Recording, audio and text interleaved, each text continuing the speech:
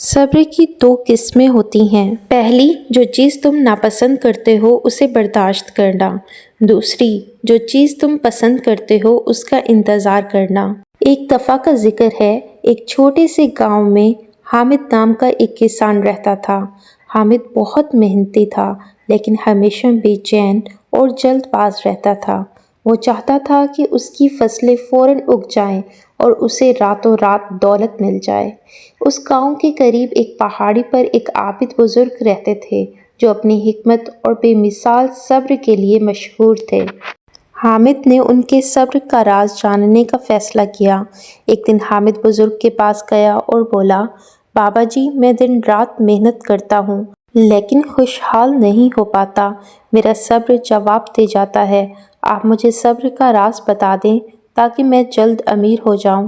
بزرگ عابد نے مسکرا کر حامد کی طرف دیکھا اور کہا، بیٹا، راز بہت سادہ ہے۔ صبر ایک بیج کی طرح ہے، اسے لگاؤ، انتظار کرو اور پھر پھل پاؤ۔ اچھا، میں تمہیں ایک ایسی زمین کا پتہ بتاتا ہوں جو تمہاری بے صبری کو ختم کر دے گی۔ انہوں نے اسے ایک دور دراز جگہ کی نشاندہی کرتے ہوئے کہا، یہ ایک خاص زمین ہے، تم جب بھی اس پر کوئی بیج بو گے وہ بیج 2 ہفتے کے اندر سونے کے سکوں میں بدل جائے گا۔ لیکن اس کی ایک شرط ہے، جب تک وہ بیج سونے میں تبدیل نہ ہو جائے تم نے اس زمین کو پانی نہیں دینا اور نہ ہی اس کے قریب جانا ہے۔ اگر تم نے بے صبری دکھائی اور ایک بار بھی قریب جا کر دیکھا تو وہ زمین ہمیشہ کے لیے بنجر ہو جائے گی۔ حامد کی آنکھوں میں چمک آ گئی۔ اس نے شکریہ ادا کیا اور فوراً اس زمین پر جا کر قیمتی بیج بونے لگا اور وعدہ کیا کہ وہ 2 ہفتے تک اس زمین کے قریب نہیں جائے گا۔ پہلے دن تو حامد بہت خوش رہا لیکن رات گزرتے ہی اس کی بے چینی بڑھ گئی۔ دوسرے دن وہ اس خیال سے پریشان ہو رہا تھا کہ شاید کسی جانور نے بیج خراب کر دیا ہو۔ تیسرے دن اسے شک ہوا کہ کہیں میں نے بیج غلط طریقے سے تو نہیں بویا۔ سونے کا خیال اسے تڑپانے لگا۔ چوتھے دن اس سے مزید رہا نہ گیا، وہ اس نے عابد بزرگ کو دیا ہوا وعدہ بھلا دیا اور چپکے سے زمین کی طرف چل پڑا۔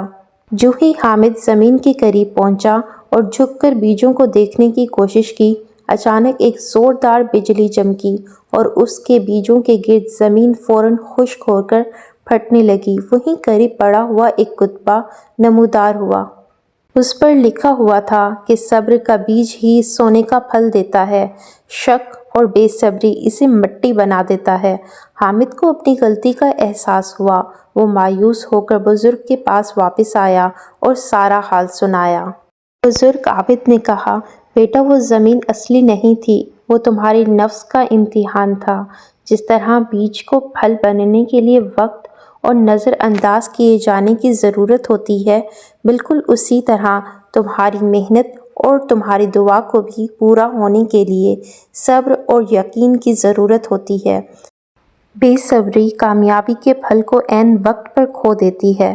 حامد کو یہ بات سمجھ آ گئی کہ کامیابی کوئی جادو نہیں بلکہ مستقل محنت، اللہ پر کامل یقین اور اس کے بعد آنے والے انتظار صبر کا نام ہے۔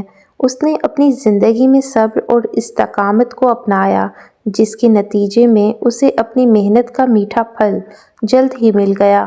صبر صرف انتظار کا نام نہیں بلکہ اس بات کا یقین ہے کہ اللہ کے ہر کام میں حکمت ہوتی ہے اور آپ کی کوششیں کبھی رائے گاہ نہیں جاتی۔ ویڈیو کو لائک اور شیئر کریں اور چینل کو سبسکرائب کرنا نہ بھولیں۔